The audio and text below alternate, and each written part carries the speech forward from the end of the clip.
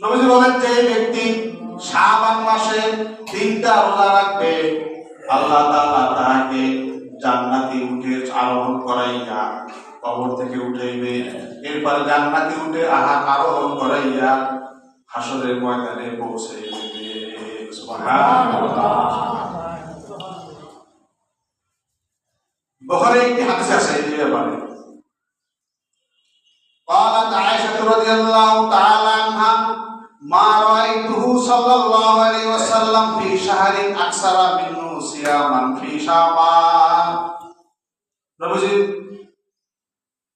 স্ত্রী হযরত আয়েশা রাদিয়াল্লাহু তাআলা আনহা বলেন, বুখারীর হাদিস, আমি নবী সাল্লাল্লাহু আলাইহি সাল্লামকে এই মাসে শাবান মাসে অধিক হারে বেশি বেশি রোজা রাখতে আমি নবীকে দেখেছি। নবীজি শাবান মাসে বেশি বেশি রোজা রাখতেন। আমাদের আয়েশা আরো বলেন যে আমার মনে হইতো যে নবীজি আর রোজাই রাখবেন না। সুবহানাল্লাহ। কারণ কি, রমজানের আগের মাস হলো শাবান। শাবান মাস হলো রমজানের ভূমিকা। রমজানের কি প্রস্তুতির মাস। এই মাসে প্রস্তুতি নেবে, রোজা রাখবে। যে ব্যক্তি নফল রোজা রাখবে তার পক্ষে ফরজ রোজা রাখাও সহজ। ট্রেনিং দেয় না, এই দিনে যায় ট্রেনিং দেয়, এক সপ্তাহে ট্রেনিং দেয়, 3 দিনের ট্রেনিং দেয়, অত টাকা না। ট্রেনিং দেওয়া লাগে, ইউনিভার্সিটি যাইতে হবে। এবার ট্রেনিং এর মাস হলো শাবান মাস। এই মাসে রোজা রাখবে, রাত্রিতে নামাজ পড়বে। তাহলে তার পক্ষে রমজান মাসে রাত্র জাগরণ করা, তাহাজ্জুদের নামাজ পড়া, সহজে উঠে যাওয়া, পুরো 1 মাস রোজা রাখা অনেকটা সহজ হয়ে যায়। এটা অনেক সহজ হয়। তো নবীজিও শিখাই দিয়েছে যে আমার উম্মতরা, আমি নবী নিজে স্বয়ং শাবান মাসে বেশি বেশি বেশি রোজা রেখেছি, তোমরাও রাখো।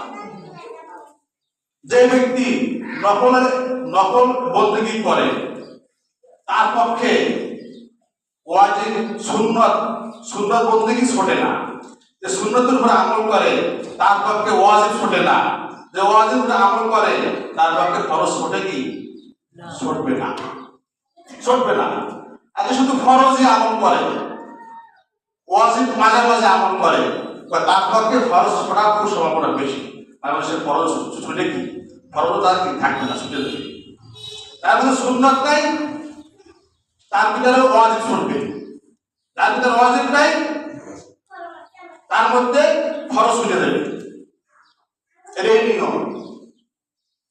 এই জন্যই নফল বন্দেগীর তাগিদ আছে। কারণ নফল বন্দেগীর মাধ্যমে বান্দা আল্লাহ তাকে নৈকট্য হাসিল করতে পারে। বলে সুবহানাল্লাহ। ফরজ তো অবধারিত, বাধ্য, এটা করতেই হবে। আপনার ডিউটি ওটা করতেই হবে, তাহলে বেতনই পাইবেন না। ওভার টাইম করলে আপনি বেশি পাইবেন, না করলে নাই। নফল বন্দেগীর মাধ্যমে বান্দা আল্লাহ তাকে নৈকট্য হাসিল করতে করতে করতে করতে নবীজি বলেন, ইয়াদুহু ইয়াদুল্লাহ, আইনু আইনুল্লাহ, লিসানু লিসানুল্লাহ। বান্দার কান আল্লাহর কান হয়ে যায়, বান্দার হাত আল্লাহর হাত হয়ে যায়, বান্দার চক্ষু আল্লাহর চক্ষু হয়ে যায়। নফল বন্দেগীর মধ্যে কি হবে? বান্দার চক্ষু আল্লাহর চক্ষু হওয়ার অর্থ কি? অর্থ হইল যে আল্লাহর হুকুম ছাড়া বান্দা ওর চোখে কিছু দেখবে না। আল্লাহর হুকুম ছাড়া, রেজাবন্দি ছাড়া বান্দা ওই হাত দিয়া সে আল্লাহর হুকুম ছাড়া কিছু ধরবে না। এর অর্থ হলো এটা। হাদিসের ব্যাখ্যা আছে। নফল বন্দেগী আরো আছে। নবী বলেন, হাসরের ময়দানে আল্লাহ পাক ফরজ বন্দেগীর এবং হিসাব নেবেন, ফরজ নামাজের হিসাব নেবেন, ফরজ রোজার হিসাব নেবেন, যাকাতের হিসাব নেবেন, রোজার হিসাব নেবেন। যখন আল্লাহ পাক দেখবেন যে ফরজ নামাজে ঘাটতি আছে, মাঝে মাঝে পড়ছে, মাগরিবের সময় পড়ছে, চোখ লজ্জার কারণে আবার ঈশার নামাজ পড়ে নাই, ফজরে ঘুমায় রয়েছে, কথা হয় না। রমজান মাসে রোজা মাঝে মাঝে রাখছে, মাঝে মাঝে ভাঙিয়ে ফেলাইছে, যাকাত বছর দিয়েছে, কোনো বছর দেয় নাই, যখন বান্দার ফরজ বন্দির ভিতরে ঘাটতি আসবে, আল্লাহ পাক বলবেন ফেরেশতারা দেখো এই বান্দার আমলনামায় নফল বন্দেগী আছে কিনা। ফরজ নামাজে ঘাটতি আছে, দেখো এই বান্দার নফল নামাজ আছে কিনা। ফরজ রোজায় ঘাটতি আছে, আল্লাহ বলবেন বা ফেরেশতারা দেখো এই বান্দার নফল রোজা আছে কিনা। তো বান্দার ফরজ নামাজের ঘাটতিকে নফল নামাজ দিয়া পরিপূর্ণ করে দেবে। সুবহানাল্লাহ। ফরজ রোজার ঘাটতিকে নফল রোজা দিয়া পরিপূর্ণ করে দেবেন। যাকাতের ঘাটতিকে আল্লাহ তাআলা দান সদকার বন্দেগী দ্বারা যাকাতের ফরজ ইবাদতকে আল্লাহ তাআলা পরিপূর্ণ করে দিবেন। এই জন্য নফল বন্দেগীর অনেক গুরুত্ব আছে না নাই?